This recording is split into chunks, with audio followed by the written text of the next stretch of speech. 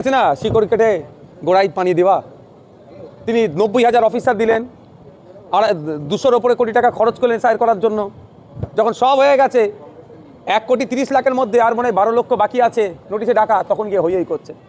মানে তিনি বুঝে নিয়েছেন যে 58 লক্ষ নাম বাদ পড়েছে। 58 লক্ষের মধ্যে গুটি কয়েক মানুষ ছাড়া, সেগুলোকে আমি জায়গা বাদ দিয়ে তার বিরুদ্ধে আমি, কিন্তু গুটি কয়েক মানুষ ছাড়া 58 লক্ষ তো ভুয়ো ভোটার। ওই 58 লক্ষ মানুষের কী হতো এতদিন? রেশন পেত একটা অংশ, সরকারি পরিষেবার নাম করে লুট হতো। বিভিন্ন 1000, 1,500, 500 লক্ষ্মীর ভাণ্ডার বেড়েছে, 1000 ওই আশাকর্মী এনার বেড়েছে, আর 1,500 বেড়েছে কাদের? 1,500 হয়েছে আমাদের মতো শিক্ষিত যারা 21 থেকে 40 বছরের মধ্যে বয়স, মাধ্যমিক পাস। এটা সরকার চলছে। সমকাজে সমবেতন কেন আশাকর্মীরা পাবে না? সুপ্রিম কোর্টের নির্দেশ অনুযায়ী যে কাজ করছে তাদের বেতন দেওয়া দরকার, সেটা পাবে না কেন? সেটা ব্যবস্থা করা দরকার। আর আজকের দিনে 1,000-1,200 টাকা দিয়ে একটা সংসার চলে না, মহিলাদেরকে স্বাবলম্বী করা যায় না। আর শিক্ষিত বেকার যুবক যারা আছে, 1,500 টাকা মাসে ধরিয়ে দেবেন তাদের হাতে, তাদের বেকারত্ব জ্বালা ঘুচিয়ে যাবে। বিয়ে শাদী তারা করবে না, পরিবার পরিজন শিশু, তাদের পরিবার পরিকল্পনা করবে না তারা। চাকরি কোথায়? কলকারখানা কোথায়? এর কোনো দিশা দেখাতে পারলো না এই বাজেটে।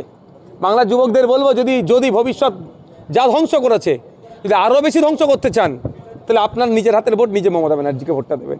আর যদি মনে করেন আপনি আপনার ভবিষ্যৎটা যতটুকু ধ্বংস যেটাকে রিগেন করতে হবে, ফিউচার প্রোটেক্ট করতে হবে, তাহলে এই ভোটটা তৃণমূল এবং বিজেপির বিরুদ্ধে করুন। ভোট কেন্দ্রিক তো বাংলার ভোট নিতে হবে, এই জন্য বাংলার মানুষকে এগিয়ে নিয়ে যেতে হবে, এই ধরনের নয়। আপনি বাজারে দেখেছেন স্বাস্থ্য নিয়ে কোনো দিশা দেখিয়েছে? শিক্ষা নিয়ে কোনো দিশা দেখিয়েছে? কর্মসংস্থান নিয়ে কোনো দিশা দেখিয়েছে? কোনো দিশা দেখাতে পারেনি।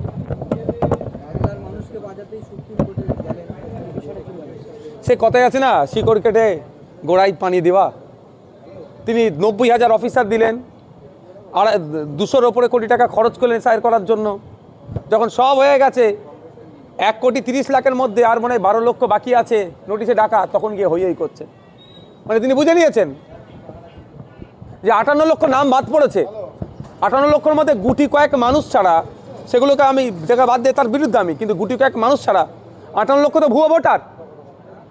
ওই 58 লক্ষ মানুষের কী হতো এতদিন? রেশন পেত একটা অংশ, সরকারি পরিষেবার নাম করে লুট হতো, বিভিন্ন প্রকল্পের নামে লুট হতো। এটা বন্ধ হয়ে যাচ্ছে। আমরা চাই স্বচ্ছ ভোটার লিস্ট তৈরি হোক, কিন্তু স্বচ্ছতার নামে কোনো রকমভাবে অহেতুক হয়রানির বিরুদ্ধে আমরা কোনো বৈধ ভোটারকে বাদ দেওয়া যাবে না। মমতা ব্যানার্জি যে কাজটা করেছেন, তিনি অত দূরে যাওয়া লাগতো না, শুধুমাত্র পাবলিসিটির জন্য। স্টেট, ওয়েস্ট বেঙ্গল স্টেট কি মামলা করেছে এখন পর্যন্ত? পশ্চিমবাংলা বিধানসভা একটা নিন্দা প্রস্তাব পাস করানো দরকার ছিল। আজকে প্রস্তাবটা আসলেও কি হলো দেখলাম, যে সাবজুডিস ম্যাটার বলে এড়িয়ে গেল। নিন্দা প্রস্তাব পাস করিয়ে এটা স্টেট অফ ওয়েস্ট বেঙ্গল একটা মামলা করা দরকার ছিল এই সিআইয়ের বিরুদ্ধে, তাহলে এই মামলাটা বেশি কার্যকারী হতো, কিন্তু সেটা করেনি। অল পার্টি মিটিং ডেকে এই দুরবস্থা থেকে বাঁচার জন্য কোনো পদক্ষেপের গ্রহণ করেছে? সেটাও করেনি।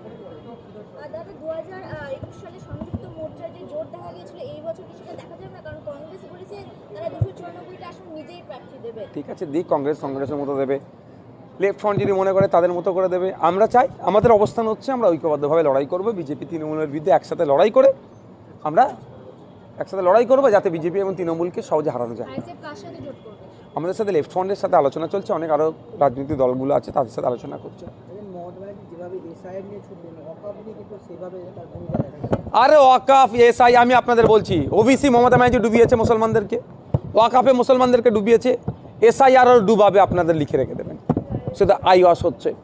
যখন পরিযায়ী শ্রমিকগুলো লাশ হয়ে ফিরছে, মমতা ব্যানার্জি একবার গিয়েছে সেই রাজ্যে তো দূরের কথা, এই প্রত্যেকটা রাজ্যের এখানে অফিস আছে কলকাতাতে, তাদের সাথে কথা বলেছে, চিফ সেক্রেটারিকে পাঠিয়েছে, স্পেশাল সেক্রেটারিকে পাঠিয়েছে, জয়েন্ট সেক্রেটারিকে পাঠিয়েছে, যে রাজ্যে এগুলো হচ্ছে ঘটনা। শুধু এটা আইওয়াস করার জন্য হইই করছে, যেভাবে ওয়াকাফকে খেয়েছে এসআইআর কেউ খাবে। দেখুন।